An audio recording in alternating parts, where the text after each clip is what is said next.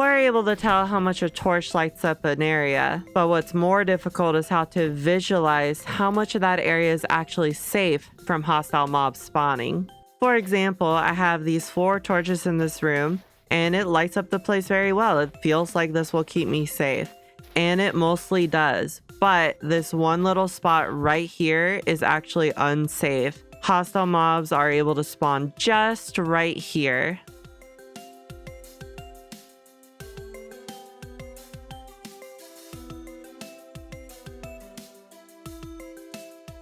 You would need to throw in at least another torch over here just to be safe. Whereas conversely, you only need 1 lantern to spawn proof this entire room. Also, if you're curious, it would take 8 oil lamps to also spawn proof this room. They are not good for this. They're okay for lighting up an area visually, but for spawn proofing, they kind of suck. There are certainly worse options than oil lamps for spawn proofing, and compared to torches, they at least do have the benefit of never going out or extinguishing. Now let's get to the meat and potatoes, starting with the oil lamp. The reason they're not so great is because they're only a light level of 11, and light level 7 and lower is when hostile mobs can start to spawn. Also, assuming there's no daylight, that can help prevent drifters and that kind of stuff from spawning. But you can see everything in the green and yellow is safe.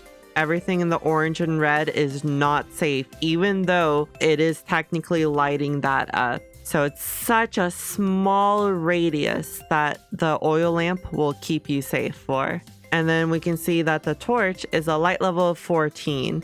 And we can see it's not too bad of a safe radius. All that yellow, safe. Starting from 7 on, not safe.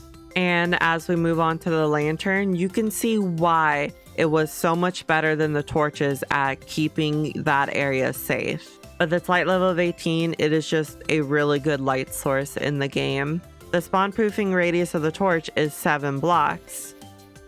And the spawn proofing radius of the lantern is 11 blocks. An easy way to just do that is literally just take the light level of the light source, minus it by 7, and you'll get the radius of its spawn proofing capabilities. Also, the lantern can be upgraded. If you line it with silver, gold, or an electrum plate, it will add +2 to its light radius.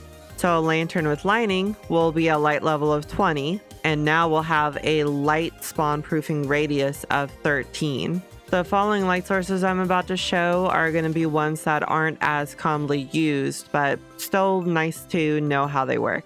Here is the paper lantern. It is a creative mode only block, but there are mods that allow you to craft it in survival mode. But in vanilla, it's creative mode only right now as of version 1.20.12, which is what I'm recording this in. It might still stay uncraftable in future versions, but just letting you know, at least in this version 1.20.12, it is currently creative mode only. It is a light level of 21, and it has a spawn proofing radius of 14. Moving on, we have the worst light source in the game. You can place a candle down on the ground, and it will provide a light level of 7, not even enough to protect you from monster spawns. But as my handy dandy sign reminds me, for every candle you add to the stack, it will add 1 point of light to its light level, which you can max out at 9 candles, and that'll get you a light level of 15. This, I would say, should only be used decorationally. Placing candles on the ground and all that should just be decorational and not for actual spawn proofing, because this is expensive, especially early on. And once you have a bunch of candles and you're just swimming in candles, then maybe it's not as bad. But for a while, having to place down 9 candles in one spot just for a light level that's 1 point higher than a torch, and just 3 worse than a lantern, which again, a lantern only takes 1 candle in the crafting. It takes metal, but it only takes 1 candle. This is just, in my opinion, not worth it for when you're trying to spawn proof. But it gives you light level 15 and a spawn proofing radius of 8. And then we have the chandelier. which prior to making this video, I did not know were in the game. Where you get them is from a trader who has it in stock, or by finding some in ruins and likely needing to repair them. When you only have one candle in it, it boasts a light level of 10 or a spawn proofing radius of 3. So it's actually worse at spawn proofing than the oil lamps, but you very likely would not have a partially filled chandelier. You probably will have a completely full one. For every candle you add, it'll add an additional 2 light points towards its light level, maxing out at a total of 8 candles, giving you the highest light level in the game currently of 24. And that looks like this with a big spawn proof radius of 17. Now that is a big number, but put into practice, realistically, you won't actually be getting a spawn proofing radius of 17. And that's because it's a chandelier, you'll probably be hanging it from the ceiling. And so actually, as it gets higher up, the light level that reaches the ground and does the spawn proofing will be lower than where it hangs on the ceiling. So effectively, this full stacked chandelier placed 4 blocks hanging above the ground will simulate a 21 light level on the ground below it. And finally, we got our good old fire pit. A lit fire pit will get you a light level of 16 and a spawn proofing radius of 9. Which I do love that's actually a light level of 16, because that means your early game little dirt huts are guaranteed to be spawn proof safe as long as you're actively cooking something in the fire pit or have it lit. So there's some of the balance. It's constantly eating up fuel. In this next section, I have another way to help you visualize the light level and the spawn proofing of your light sources. So over here we have the oil lamp, which if you recall is a light level of 11. Similar to the previous method I showed you of visualizing it, all the yellow and the green here, that is safe spawn-proofed area. All the orange and red, that is light level 7 or lower, so it's unsafe. Monsters and all that can spawn there. And then I just have a bunch of objects around just for extra context and to extra give you the feel of like how much area is this actually protecting. So yeah, the oil lamp, very small protection. Moving on to the torch, it's already a pretty decent size bigger. I mean, these chests are now partially in the safe area, where over here they were in the danger zone. And then over here in the lantern, it's a way bigger safe spawning area.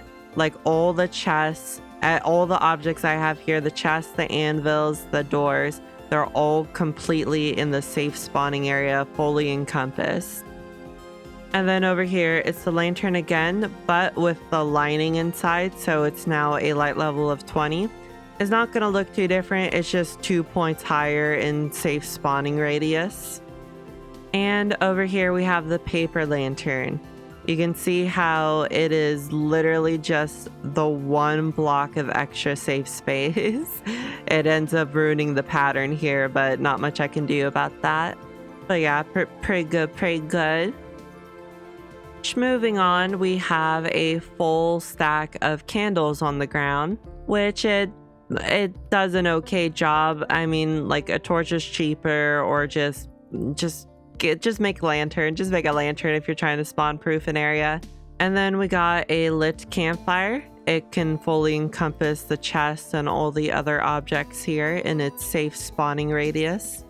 And then we have the chandelier with a full stack of candles with a light level of 24. It covers a pretty big area encompassing a lot of stuff. But like I mentioned earlier, you're very unlikely to be having a chandelier on the ground. You for sure can do so, but it doesn't really look that nice. So more realistically, you might have it 3 blocks above the ground, which would give you a simulated light level of 22 below it. And that still lights up a pretty big area. And then if you place the chandelier 5 blocks above the ground, it would simulate a light level of 20 below it. The same light level of a lantern after you've added a lining into it. And this still covers a pretty good sized area here. I'm now going to go through the ones I just covered again, but from an aerial view and just cutting directly to each one so you can more easily visualize how they compare to each other. So we have the oil lamp, the torch, the lantern, lantern with lining, the paper lantern, a max stack of candles, the lit campfire, the chandelier but 3 blocks above ground, the chandelier but 5 blocks above the ground, and there we go. I hope this video was able to help you better visualize how much area your light sources are actually protecting you from. Let me know in the comments if I missed any light sources. I think I got all of them, at least for this current version of the game. I'm sure they might add more light sources in the future though. And if you're someone that's been enjoying my content and want a way to support me, I do have a Ko-Fi, but definitely do not feel obligated to have to give me anything through that. Just watching my videos is more than enough and I very much appreciate it. Thank you all for watching the video and I will hopefully see ya in a future one. Bye!